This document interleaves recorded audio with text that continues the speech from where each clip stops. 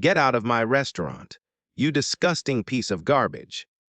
Victoria Ashford's voice sliced through the elegant dining room like a blade through silk. She grabbed the elderly homeless man by his worn collar and shoved him toward the door. "People like you make me sick. You think you can just walk in here, smelling like a dumpster, and sit at our tables. This is a place for real customers, not street trash begging for scraps." The man stumbled, his weathered face crumbling with humiliation as every diner turned to watch his shame. And in the corner booth, a man in a faded hoodie and baseball cap lowered his coffee cup, his famous brown eyes darkening with a fury that would soon change everything. The autumn evening had settled over Beverly Hills like a velvet curtain, painting the sky in shades of amber and rose as the last rays of sunlight surrendered to the approaching darkness. Along the pristine sidewalks where luxury vehicles glided past designer storefronts, a solitary figure moved with the unhurried pace of someone who had nowhere particular to be, and no one waiting for his arrival. Keanu Reeves had always preferred walking to being driven. There was something about the simple act of putting one foot in front of the other that cleared his mind, that reminded him he was still just a person moving through the world like anyone else. Tonight, as on many nights, he had slipped away from the demands of his celebrity life to wander the streets in blessed anonymity. His disguise, if one could call it that, was simply his natural state of being. A worn gray hoodie with a small tear near the left pocket, faded blue jeans that had seen better days, muddy boots that had walked countless miles across countless cities, a baseball cap pulled low over eyes that had seen both tremendous success and devastating loss. 3 days of stubble that softened the famous jawline just enough to make recognition unlikely. This was how Keanu preferred to exist when the cameras stopped rolling. Not as a Hollywood legend worth hundreds of millions of dollars, but as a man who understood that money and fame were temporary illusions in a world where everyone eventually returned to dust. He had been walking for nearly an hour when his stomach reminded him that even philosophical wanderers needed sustenance. Glancing up at the establishment before him, Keanu felt a flicker of recognition. The Golden Fork, one of the restaurants in the chain he had quietly acquired 6 months ago as part of a larger investment portfolio. He had never actually visited this particular location. The purchase had been handled entirely by his business managers, a strategic acquisition that looked good on paper and generated steady returns. Keanu had signed the documents without much thought, trusting his team to handle the details while he focused on his film projects and motorcycle business. Now, standing before the elegant facade with its warm lighting spilling through floor to ceiling windows, he felt a sudden curiosity. What kind of establishment bore his name on the ownership papers? What kind of people worked within those walls, served those meals, cleaned those tables after the customers departed? The hostess station was occupied by a young woman whose smile faltered almost imperceptibly as she took in his disheveled appearance. Her name tag read Melissa, and her eyes performed a rapid calculation that Keanu had witnessed countless times before. The mental arithmetic of worthiness, the silent judgment that determined whether a person deserved courtesy or contempt. "Good evening," Melissa said, her voice cooling by several degrees as she noted his muddy boots, leaving faint prints on the polished marble floor. "Do you have a reservation?" "Just looking for a quiet table," Keanu replied, deliberately roughening his voice. "Corner booth, if you have one available."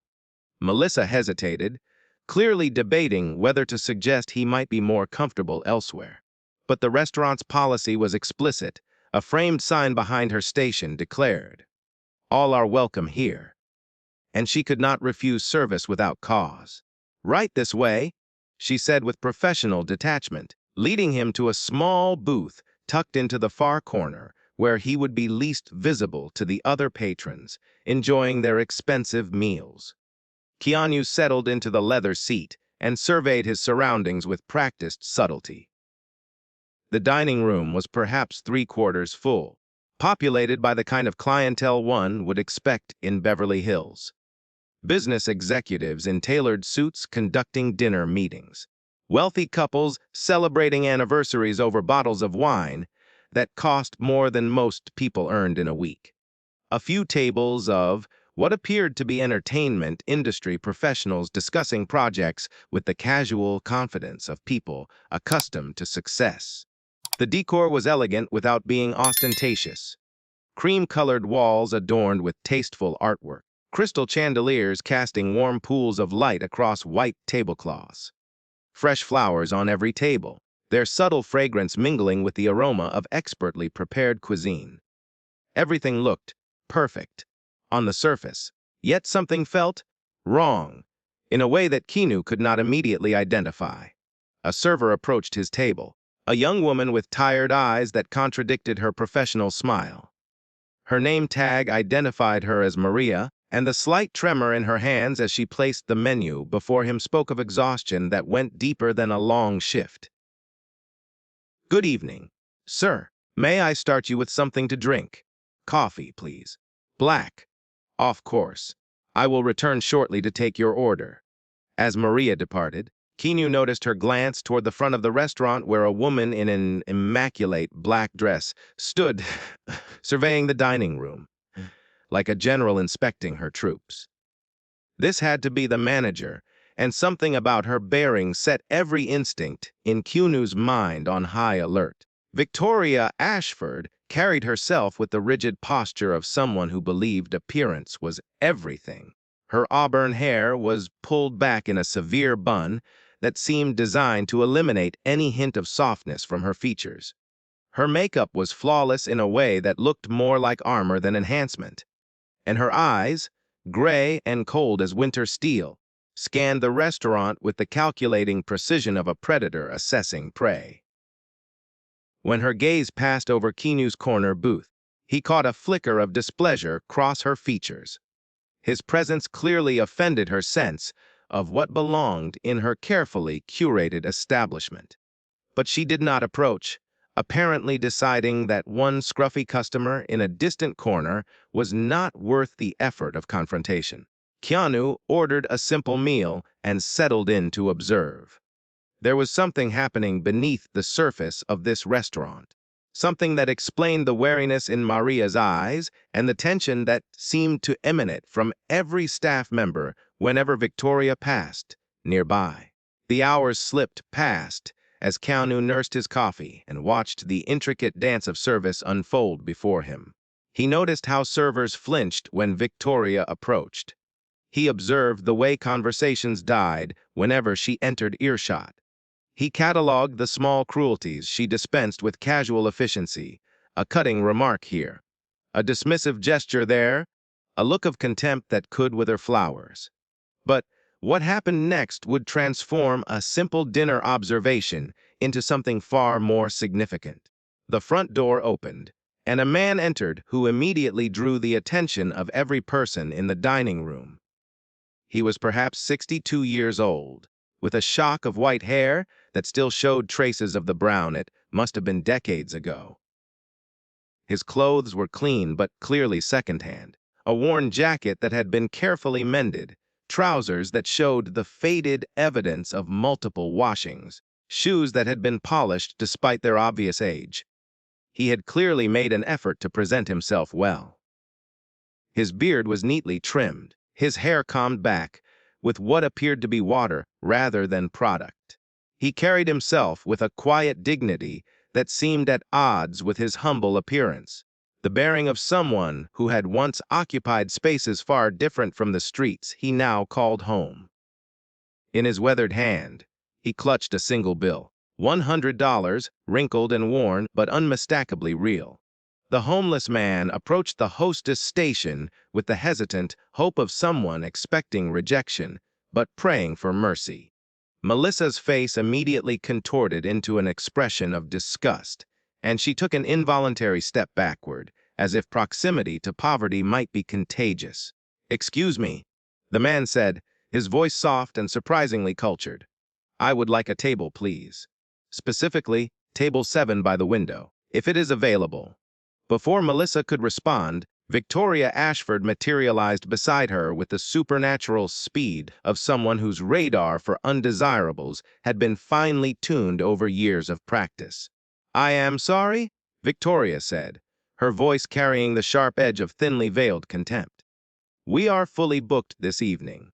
Keanu could see clearly from his vantage point that at least 4 tables sat empty, their pristine settings awaiting customers who had not yet arrived. "I see empty tables," the man observed quietly, not accusingly, simply stating a fact that was visible to anyone with eyes. "Those are reserved for actual customers," Victoria replied, her smile never reaching her Arctic eyes. "Perhaps you would be more comfortable at one of the establishments down the street. There is a soup kitchen 3 blocks east that serves people of your circumstances." The man's face fell, but he did not retreat. "Please," he said, and his voice cracked slightly on the word. "I have money. I can pay for my meal. I just want to sit at table 7. It is important to me. Important." Victoria's laugh was sharp enough to cut glass. "What could possibly be important about a homeless person sitting in my restaurant, stinking up the furniture and driving away legitimate customers?" Several diners had begun watching the confrontation with expressions ranging from uncomfortable sympathy to entertained amusement. A few looked away, unwilling to witness humiliation they felt powerless to prevent. 35 years ago," the man said quietly, "I proposed to my wife at that table. She said yes. We ate our first meal as an engaged couple looking out that window.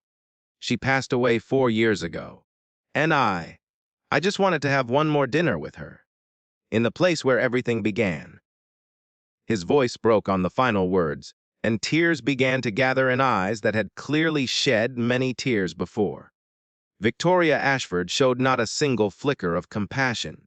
"How touching," she said, her voice dripping with mockery. "A romantic tale from a man who probably stole that $100 bill from some honest person's pocket. Let me make something perfectly clear. This restaurant serves a certain caliber of clientele. You are not that caliber. You never were, and you never will be.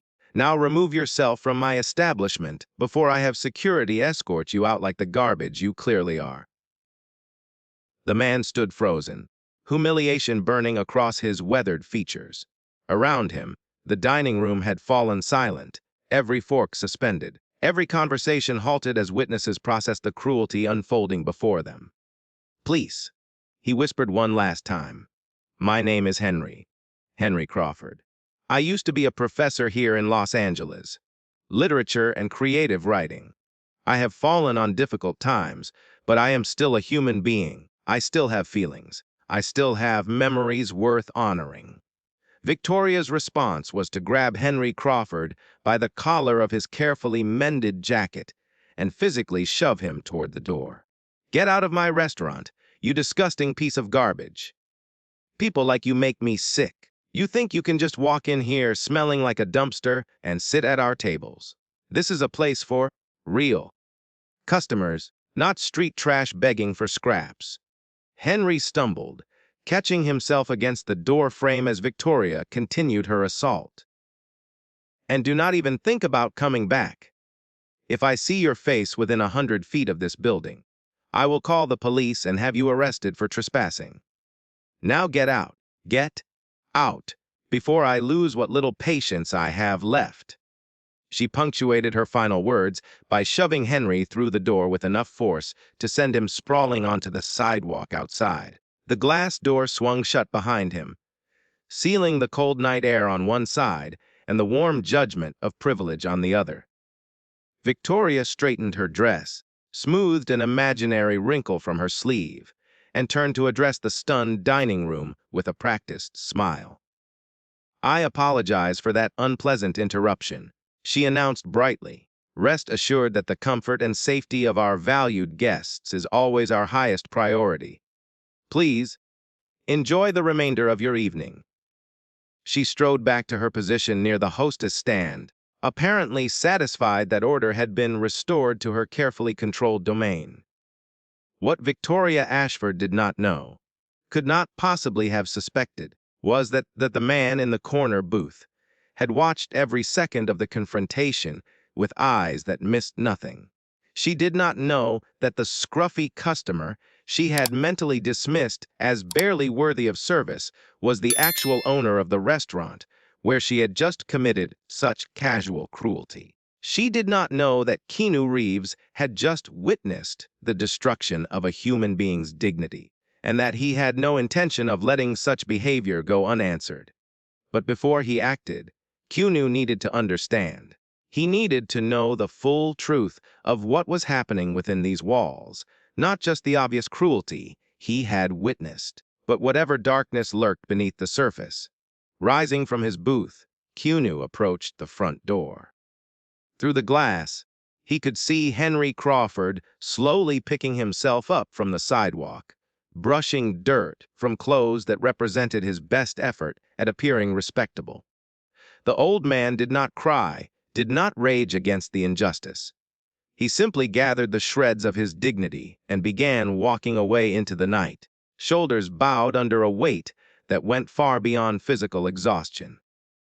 Keanu pushed through the door and followed. He found Henry Crawford sitting on a bench in a small park 3 blocks from the restaurant.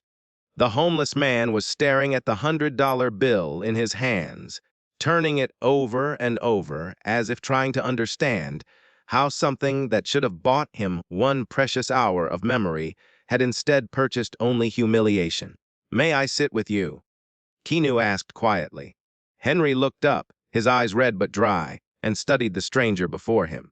Whatever he saw apparently passed muster, because he nodded and shifted slightly to make room on the bench. "You were in the restaurant," Henry said. It was not a question. "I was. Then you saw what happened." "I did." Henry returned his gaze to the bill in his hands. 35 years ago, I was a professor at UCLA, published 3 books, had a wife who loved me, a home in Pasadena, a life that made sense. He paused, collecting memories like fallen leaves. Margaret was her name. My Maggie. We met in a bookstore. Can you believe that? I was reaching for a copy of Hemingway, and she was reaching for the same one. Our hands touched, and I just knew, she was the one I had been waiting for my whole life. Keanu listened in silence, understanding that some stories needed to be told without interruption. I proposed to her at that restaurant. Henry continued. It was called something different back then, but the building is the same. Table 7, right by the window where you could watch the sunset paint the sky. She cried when I asked her. Said yes before I even finished the question. A ghost of a smile crossed his weathered features. We went back every anniversary for 31 years. Same table, same wine, same look in her eyes that made me feel like the luckiest man alive. What happened? Keanu asked softly. Cancer. The word fell like a stone into still water. Ovarian cancer, stage 4 by the time they found it. The medical bills devoured everything. The house, the savings, my retirement fund. I sold it all willingly, gladly. Because what is money compared to more time with the woman you love? Henry's voice grew rough with remembered grief. She died in my arms on a Tuesday afternoon. Just slipped away while I was reading her favorite poem. And after she was gone, the bills kept coming.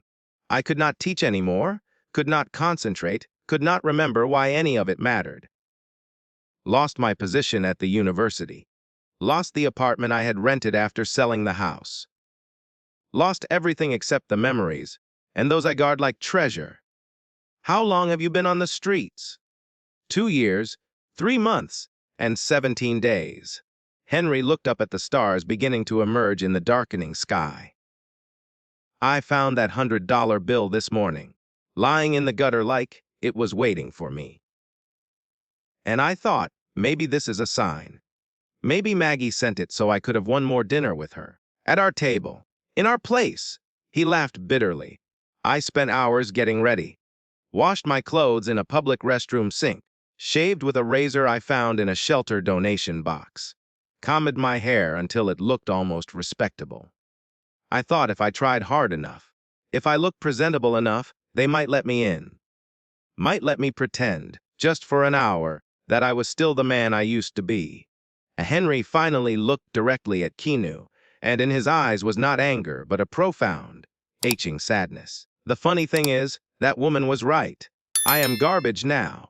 I am exactly what she said I was. A homeless piece of trash with no place in a world of linen tablecloths and crystal chandeliers. Margaret would be ashamed of what I have become. No, Keanu said firmly. She would not? How would you know? Because anyone who loved you the way you describe would never be ashamed of you for falling down. She would only be proud if you got back up. Henry studied the stranger beside him with new curiosity. Who are you? Why did you follow me? Keanu considered how to answer. He was not ready to reveal his identity, not yet, not until he understood more about what was happening at that restaurant. I am someone who believes that how we treat the most vulnerable among us defines who we really are, Keanu said finally. And I believe that what happened to you tonight was wrong. Deeply, fundamentally wrong. It does not matter, Henry said warily. Nothing will change. People like her have all the power. People like me have none. That is just how the world works. Maybe, Keanu replied. Or maybe the world only works that way because not enough people are willing to challenge it. He reached into his pocket and withdrew a business card. Not his own, he never carried those, but one for a shelter he had quietly funded for years through anonymous donations. Go to this address, he said, pressing the card into Henry's hand. Tell them a friend sent you. They will give you a bed, a hot meal, and whatever help you need. No questions asked. No judgment given. Henry looked at the card, then back at the stranger who had offered it. Why are you helping me? Because everyone deserves at least one person who believes they matter, Keanu said simply. And because I have a feeling your story is not over yet, Henry Crawford. Not even close. He stood to leave, then paused. I will find you again, Keanu promised. When I do, I hope to have better news about the woman who hurt you tonight. But first, I need to understand why she is the way she is. I have learned that people who cause pain are usually carrying more of it than anyone can see. Henry watched the stranger disappear into the night, clutching the business card like a lifeline thrown to a drowning man. He did not know who his benefactor was. Could not possibly have guessed the truth. But for the first time in longer than he could remember, Henry Crawford felt something he had almost forgotten how to feel. Hope.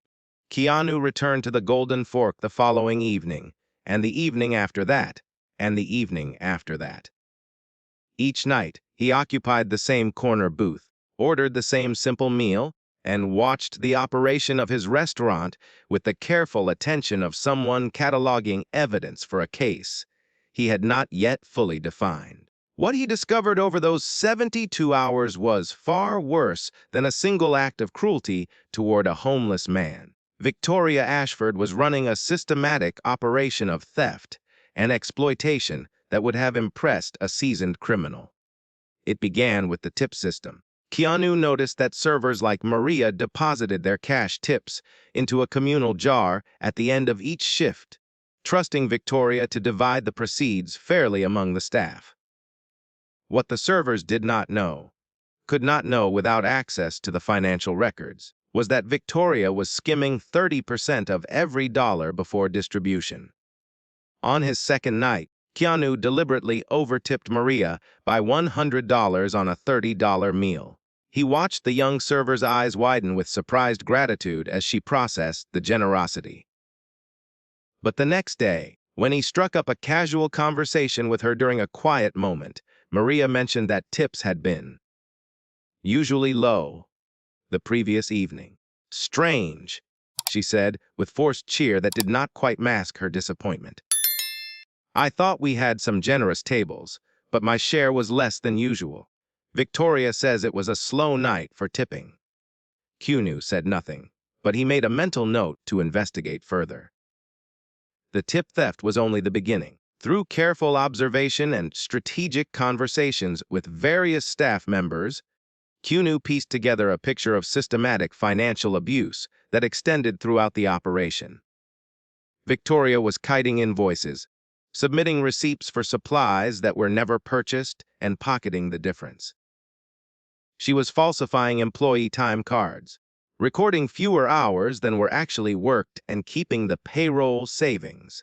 She was accepting kickbacks from vendors in exchange for exclusive contracts, regardless of whether their products were the best value for the restaurant. The total amount she had stolen over 3 years, based on Keanu's rough calculations and later confirmed by forensic accountants, exceeded $127,000. But knowing what Victoria was doing was not enough. Keanu needed to understand why.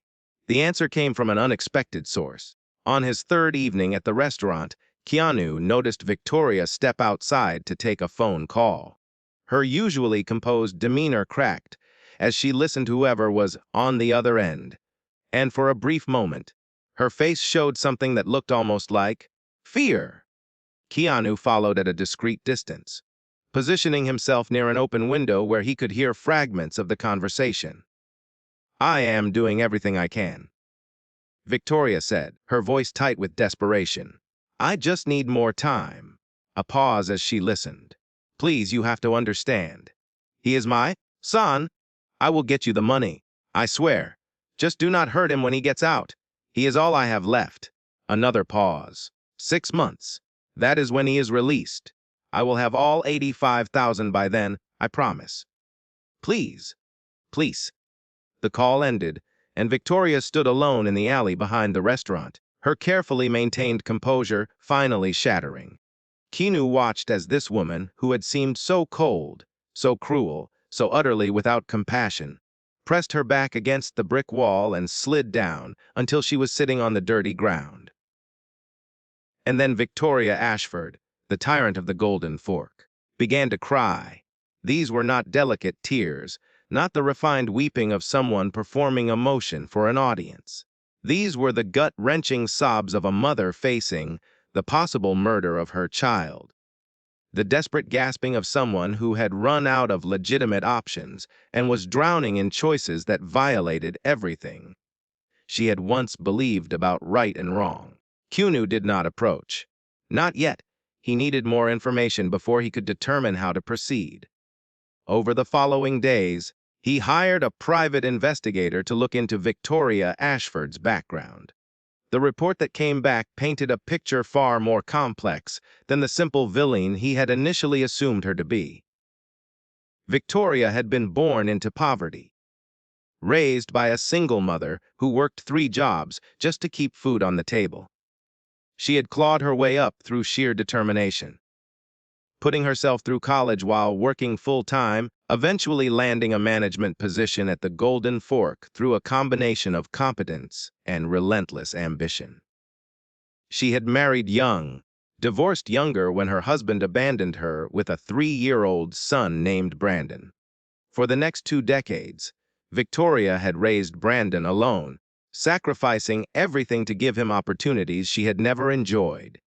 Brandon had been a good kid, smart and kind with a future that seemed limitless.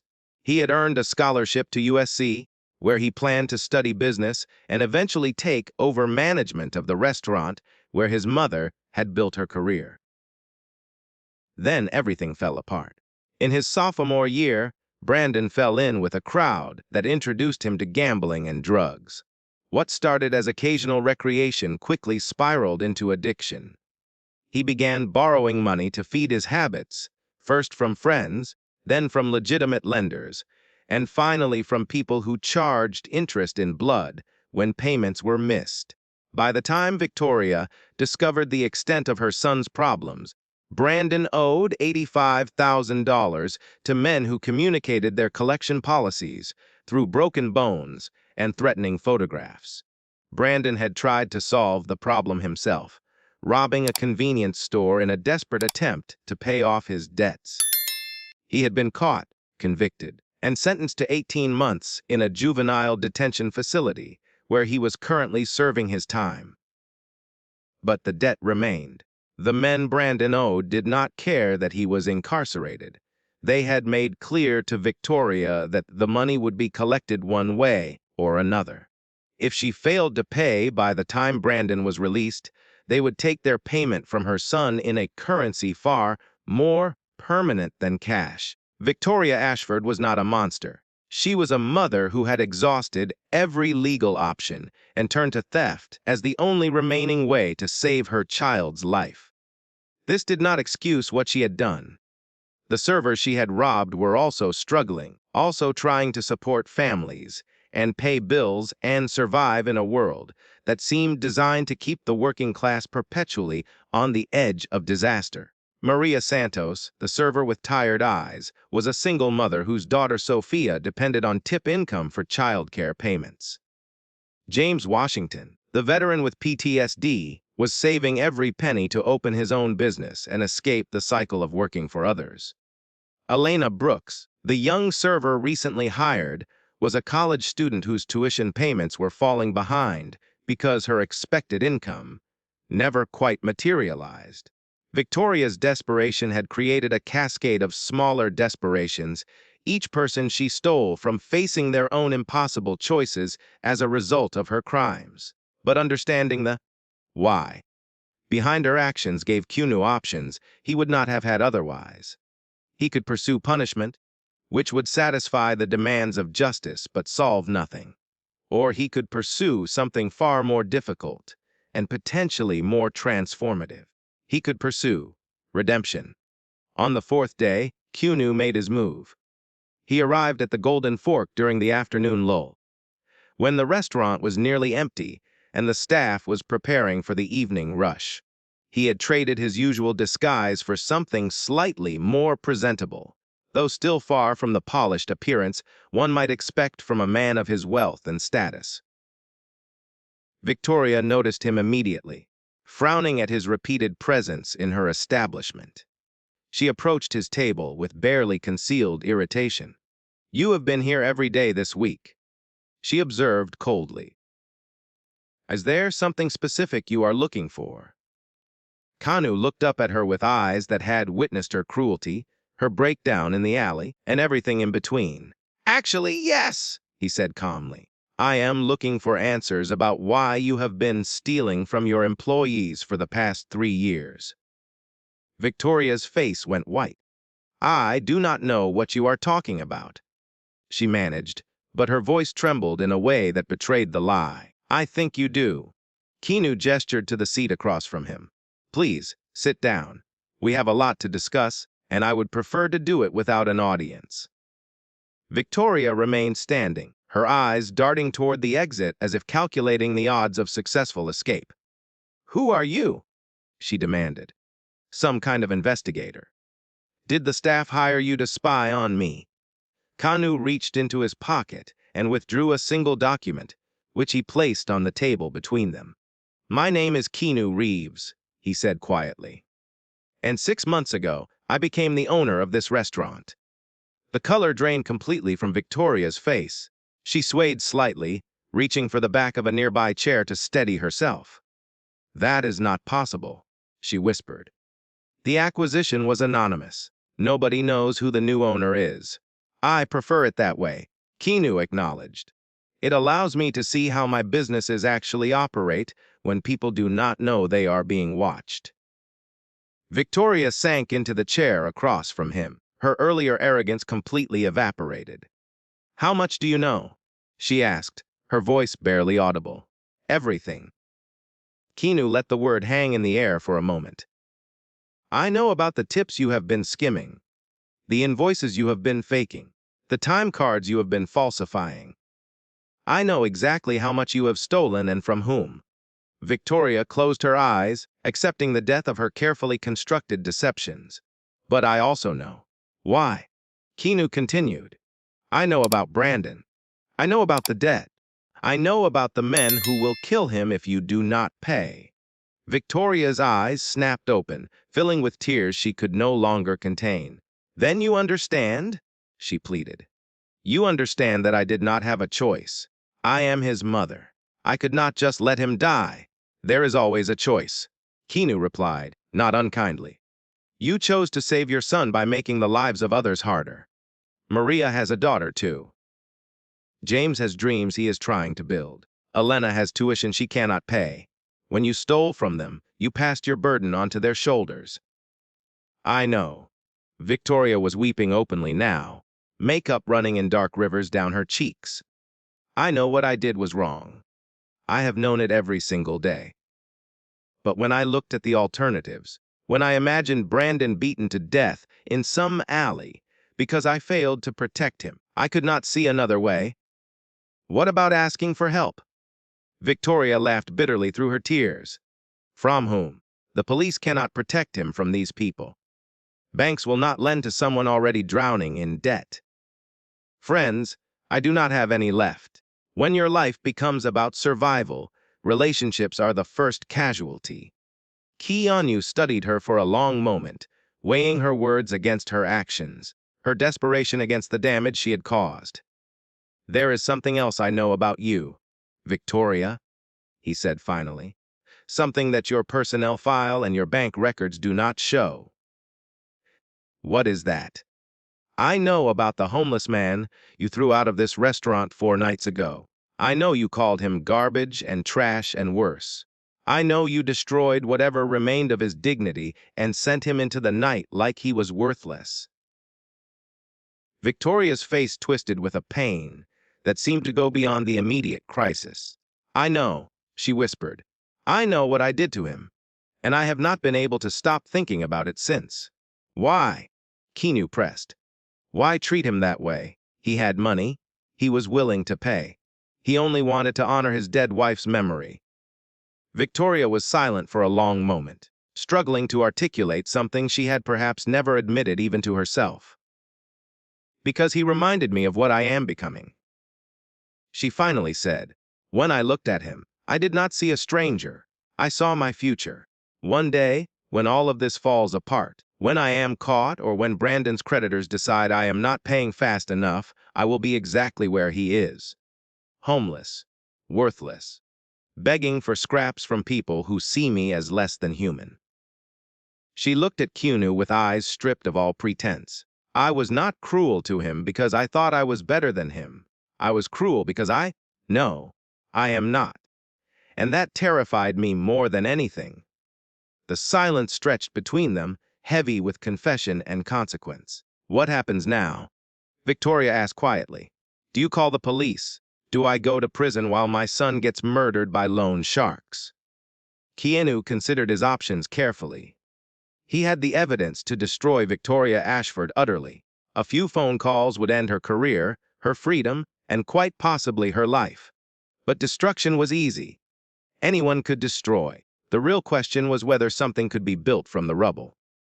I am going to make you an offer, Keanu said finally. One time only. If you refuse, or if you accept and then fail to honor the terms, the consequences will be severe and permanent. Do you understand? Victoria nodded, barely daring to breathe. First, you will repay every penny you have stolen. Not immediately, I understand you do not have the money. But over time, through honest work and reasonable payment plans, every server, every vendor, every person you have cheated will receive full restitution. I will. Victoria agreed instantly. However long it takes, I will pay it all back. Second, you will step down from your management position. Not because you are fired, but because you are being reassigned. I have a training program I am developing for employees who have made mistakes but deserve second chances. You will be its first graduate, and eventually, its first instructor. Victoria blinked in surprise. You want me to teach people? After everything I have done? Who better to help others avoid your mistakes than someone who has made them all? Keanu replied.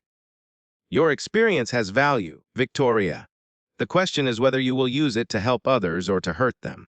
I will help, Victoria said firmly. I swear I will help. Third, and this is not negotiable, you will find Henry Crawford, the man you threw out of this restaurant, and you will apologize to him. Not a formal, corporate apology written by lawyers. A real apology, from your heart, acknowledging exactly what you did and why it was wrong. Victoria's face crumpled. After what I said to him, he will never accept my apology. Maybe not, Keanu acknowledged. That is his choice, not yours. Your obligation is to offer it sincerely, regardless of how it is received. And the fourth thing? Victoria asked, sensing there was more. The fourth thing is about Brandon. Victoria tensed, fear flooding back into her features. I have contacts, Keanu said carefully, who can handle situations like your son's debt. People who operate in spaces where law enforcement cannot reach. I will make some calls.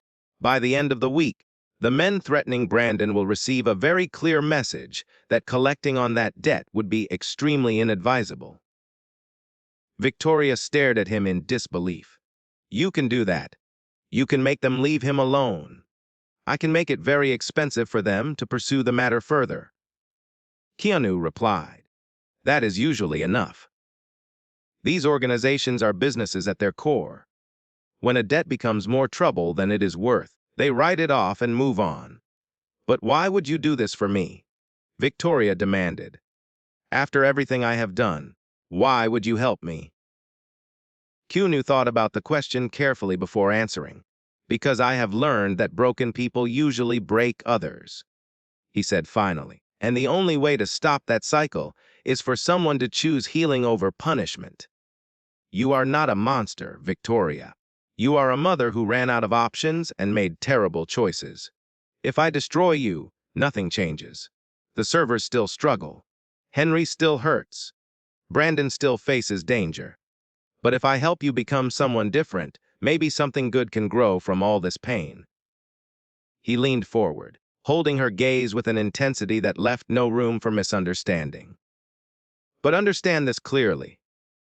If you betray this chance, if you go back to stealing or treating people like garbage, I will know. And I will not offer mercy a second time. Victoria nodded, tears still streaming down her face. I understand. I will not waste this. I swear, I will not waste this. Keanu stood, dropping enough cash on the table to cover his meal and a generous tip. Find Henry Crawford, he said as he turned to leave. Start with the shelter at this address. He handed her a card, the same shelter where he had sent Henry 4 nights ago. And Victoria, when you apologize to him, mean it. He will know if you do not. The following Sunday, Victoria Ashford stood outside the doors of Hope Harbor Shelter, clutching a small paper bag and trying to remember how to breathe. Inside that bag was a meal from the Golden Fork. Beef Wellington, perfectly prepared, wrapped carefully to maintain its warmth. A bottle of wine from the same vintage she had seen Henry order before she threw him out, and a handwritten note that had taken her 7 attempts to compose. The shelter volunteer who answered her knock was a middle-aged woman with kind eyes and a knowing smile. You must be Victoria, the woman said. Keanu mentioned you might be coming. Keanu. Victoria had not expected the mysterious benefactor to be involved with this place directly. Founded this shelter 15 years ago, the volunteer explained. Funds it almost entirely himself. Visits whenever he is in town, which is more often than most people realize. He told us to expect you and to help you find Mr. Crawford when you arrived. She led Victoria through the facility, past rows of clean beds and common areas where residents gathered for conversation and community. The shelter was nothing like Victoria had imagined. It was bright and clean and filled with an atmosphere of genuine care that seemed to permeate every surface.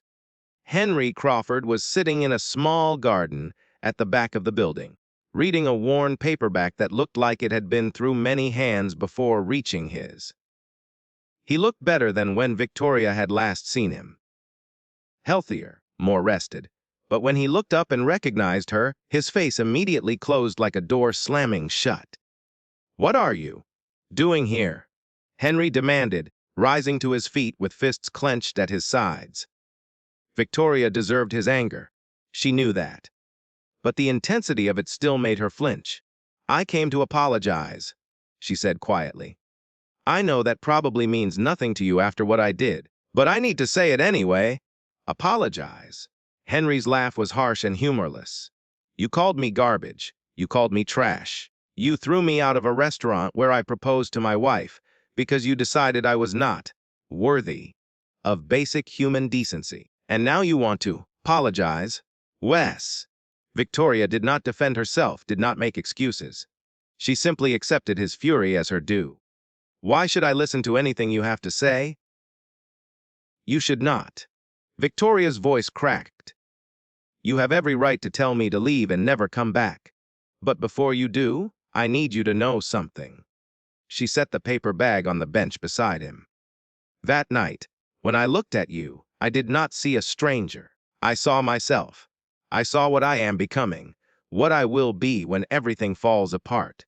And instead of feeling compassion for someone sharing my fate, I felt fear. So I tried to destroy you, as if somehow hurting you would make my own future less terrifying. Henry said nothing, but some of the rigid anger in his posture began to soften. I have been stealing from my employees for 3 years. Victoria continued, the confession pouring out like poison from a wound that needed lancing. Faking their tips, faking invoices, cheating everyone who trusted me. I told myself it was necessary, that I had no choice because my son is in trouble, and I needed the money to save his life. But the truth is, I had choices. I just chose to make other people suffer instead of finding a better way. She looked at Henry with eyes stripped of all pretense. The man who owns that restaurant, he caught me. He knows everything I have done. And instead of destroying me, which I deserved, he offered me a chance to become someone different. Part of that chance was coming here to face you. Why would he do that? Henry asked quietly. Why would anyone offer mercy to someone who has caused so much harm? He said that broken people usually break others, and the only way to stop the cycle is for someone to choose healing over punishment. Victoria wiped tears from her cheeks. I do not expect you to forgive me, Mr. Crawford. What I did to you was unforgivable. But I needed you to know that I am sorry. Truly, deeply sorry. Not because I was caught, but because I finally understand how much pain I caused someone who was already carrying more than anyone should have to bear. The silence stretched between them, filled with the weight of old wounds and new possibilities. Finally, Henry reached for the paper bag and looked inside. His breath caught when he saw the familiar meal, the same dish he had hoped to order on the night his dignity was stripped away. Beef Wellington, he said softly. Margaret's favorite. I remembered what you said about proposing to her at table 7, Victoria explained. I know this does not make up for anything. I know a meal is nothing compared to what I took from you. But I thought maybe you could still have that dinner with her, even if it is not in the place where it began.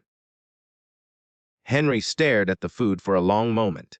Then, slowly, he looked up at Victoria with eyes that had witnessed too much cruelty to be easily moved, but too much love to be entirely closed. Sit down, he said finally. Victoria blinked in surprise. What? I said sit down. Henry gestured to the bench beside him. If you brought enough for 2, you might as well stay and eat.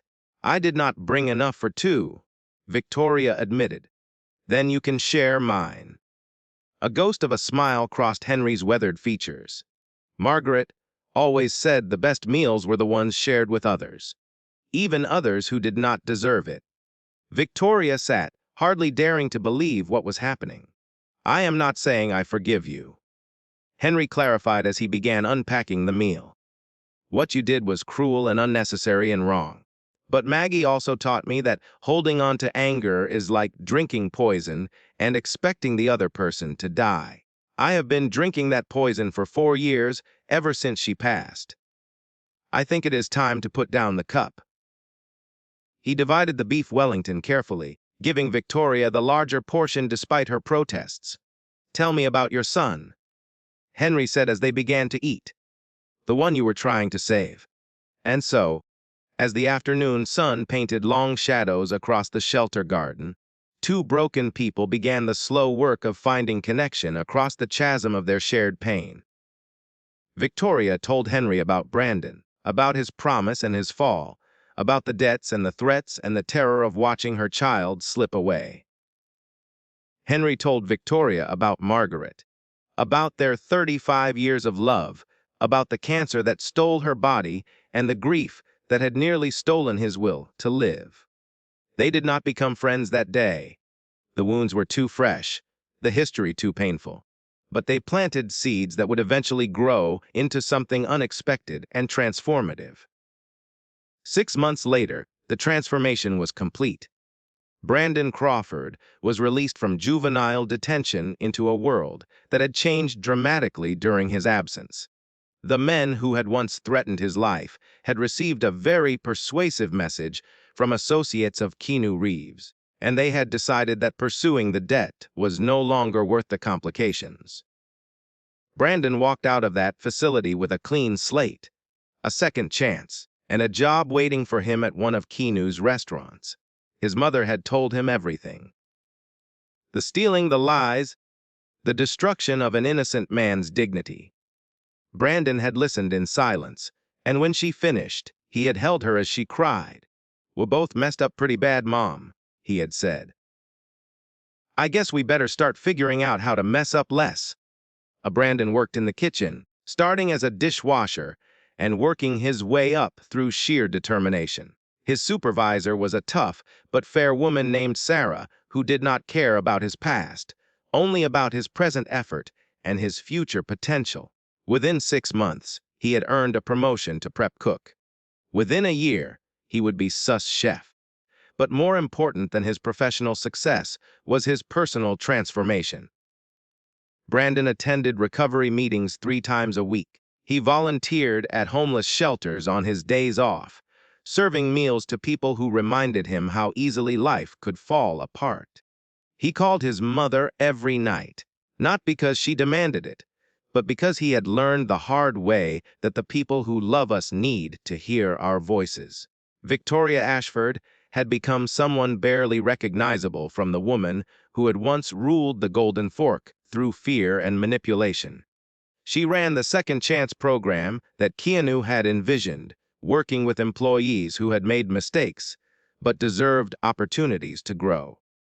She taught them what she had learned through failure: how desperation could corrupt good intentions, how easy it was to become the villain of someone else's story without even realizing it. Every month, she made payments toward the debt she owed to the servers and vendors she had stolen from. Every payment came with a handwritten note apologizing again for the harm she had caused. Most recipients never responded, but a few did, and those connections became the foundation of a new kind of relationship built on honesty rather than exploitation. Her friendship with Henry Crawford had become one of the most unexpected and cherished parts of her new life. What had begun as a forced apology had evolved into weekly dinners, long conversations, and a mutual support system that neither had expected to find. Henry had become a minor celebrity at the shelter, a beloved figure whose warmth and wisdom drew residents and volunteers alike. He had started a reading circle for homeless veterans, sharing his love of literature with men and women whose service had led them to circumstances no one should have to endure. The shelter had grown dramatically since Keanu's visit, funded by donations that seemed to arrive anonymously, but which everyone suspected came from a certain famous benefactor who preferred to help without recognition. On the anniversary of the night when everything had changed, a small group gathered at the Golden Fork for a private dinner. Keanu Reeves sat at table 7, the same spot where Henry had once proposed to Margaret and where he had been denied the chance to honor her memory. Across from him sat Henry, looking healthier and happier than anyone who knew his history would have thought possible. Beside them were Victoria and Brandon, mother and son reunited and rebuilding their relationship one honest conversation at a time. Maria, James, and Alina had been invited as well. The servers whose tips had been stolen, whose struggles had been made worse by Victoria's crimes. They had all been repaid in full, with interest, but Keanu had wanted them to see the larger picture of what their suffering had ultimately produced. "I want to thank each of you," Keanu said, raising his glass as the dinner concluded. "Not just for being here tonight, but for proving something I desperately needed to believe." "What is that?" Maria asked. "That people can change. That circumstances do not have to determine character. That mercy, even when it seems undeserved, can create ripples of healing that extend far beyond any single act of forgiveness." He looked at each face around the table, seeing not the roles they had played in the story, but the human beings they had become through struggle and growth. "Henry, you lost everything and found the strength to keep living. Victoria, you made terrible choices and found the courage to become someone different. Brandon, you fell into darkness and found the determination to climb back toward the light. Maria, James, Elena, you were wronged and found the grace to allow the person who wronged you a chance at redemption." Inu's voice grew thick with emotion. "I have lost people I loved more than life itself. I know what it feels like to wonder whether anything matters anymore. But nights like this remind me why we keep going. Because every act of kindness, every choice to heal instead of hurt, every moment of genuine human connection adds something to a world that desperately needs more light." He raised his glass higher. "To second chances, to unexpected friendships, to the belief that no matter how badly we fall, there is always a path back up. To second chances," everyone echoed. As the dinner ended and guests began to depart, Henry lingered at the table, looking out the window at the same view he had hoped to share with Margaret on that terrible night 6 months ago. "You know," he said softly, "I came to this restaurant planning to end my life. I was going to have one last meal with my wife's memory, and then I was going to find a quiet place to let go." Keanu nodded, having suspected as much. "What changed your mind?" "You did." Henry turned to face him. "When I was sitting on that bench in the park, broken and humiliated and ready to give up, a stranger sat down beside me. A stranger who saw my pain and thought I was worth helping. A stranger who gave me a card for a shelter and said my story was not over yet." Henry smiled, and in that smile was all the gratitude that words could not adequately express. "You were right. My story was not over. It was just entering a new chapter. A chapter with characters I never expected and plot twists I never saw coming. A chapter where a woman who hurt me became a friend, and a young man who was lost found his way home, and an old professor who thought he had nothing left to offer discovered he still had gifts to share." He reached out and grasped Keanu's hand, with a strength that belied his years. "Thank you," Henry said simply. "Not just for the shelter or the dinner or any of the material things. Thank you for believing that a broken man was worth saving. That belief saved my life." Keanu squeezed his hand in return. "You saved yourself, Henry. I just gave you a reason to try." As Keanu walked out into the cool night air, he paused on the sidewalk where he had first seen Henry Crawford stumble after being thrown from the restaurant. So much had changed since that moment. So much pain had been transformed into purpose. He thought about River Phoenix, his dear friend who had left this world too soon. He thought about the daughter he had lost before she could draw breath. He thought about all the grief he had carried and all the ways he had learned to transform that grief into action. "Some people think money is the answer to everything," Keanu said quietly to the stars above. "But I have learned that money can only open doors. What matters is what we build once we walk through them." He pulled his hoodie tighter against the evening chill and began walking into the night, just another figure on the sidewalk, indistinguishable from any other person making their way through a world full of struggle and beauty. Behind him, the Golden Fork glowed warmly in the darkness, a beacon of light in a city full of shadows. Inside, the staff was cleaning up after a successful evening, their laughter and conversation drifting through open windows. And somewhere in that restaurant, at table 7 by the window, A small plaque had been installed that read, "In memory of Margaret Crawford, and in honor of everyone who has ever been made to feel less than human. Here, all are welcome. Here, dignity is never denied. Here, every story matters." The plaque had been Keanu's idea, but the words had come from Henry, a gift from someone who understood firsthand what it meant to be seen as worthless and who had discovered, against all odds, that worthiness had nothing to do with wealth or status. Kindness, Henry had learned, was the only currency that mattered. And, thanks to an unexpected encounter with a famous stranger in a worn hoodie and baseball cap, he had the rest of his life to spend it freely. Thank you for following this story! Let us know in the comments below if this story has moved you and you'd like to stand with us in bringing more voices of truth and hope to light. Please consider supporting our work. Even the smallest gift helps us continue creating and sharing these powerful stories. You can find the donate link in the description. And of course, don't forget to subscribe so you won't miss the next chapter we're preparing for you.